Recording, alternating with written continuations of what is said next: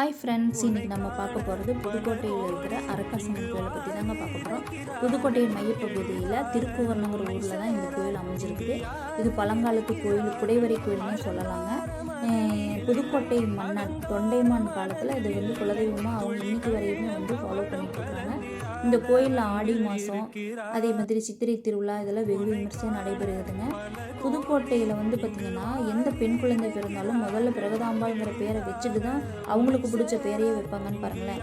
இதனுடைய சிறப்பு விசேஷமானது என்ன அப்படின்னா, காணாமல் போன பொருளோ நகையோ அப்புறம் மற்ற சகலவிதமான எந்த ஒரு வேண்டுதலையும் இந்த அம்மா உடனடியாக நடத்தி கொடுத்துட்றாங்க. தொண்டைமானுடைய நகை காணாமல் போன உடனேயுமே இந்த அம்மாவை நினச்சி வேண்டுறாங்க, கிடச்சிருது.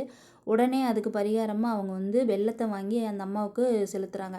நம்ம என்ன பண்ணணும் அப்படின்னா, நம்மளுக்கு என்ன தேவையோ அதை அந்த அம்மாக்கிட்ட வேண்டிடுங்க. உடனடியாக கண்டிப்பாக நடந்துடும்.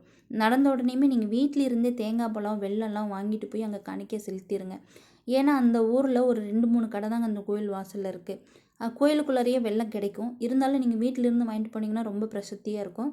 கண்டிப்பாலும் கல்யாணம் ஆகணும், குழந்தை பிறக்கணும், தொழில் வியாபாரம் செழிக்கணும், பணம் காசு கையில் தங்கணும்னா இந்த அம்மாவை வேண்டுங்க, கண்டிப்பாக நடக்கும். பர்சனலாக எனக்கும் சில அனுபவங்கள்ங்க. எங்களுடைய கார் ஒன்று காணாமல் போய் இந்த அம்மாக்கிட்ட வேண்டி எனக்கு உடனே கிடச்சிச்சு. அதே மாதிரியே தொழில் ரீதியாக எனக்கு ஏற்பட்ட சிக்கல்களையும் இந்த அம்மா தீர்த்து வச்சாங்க.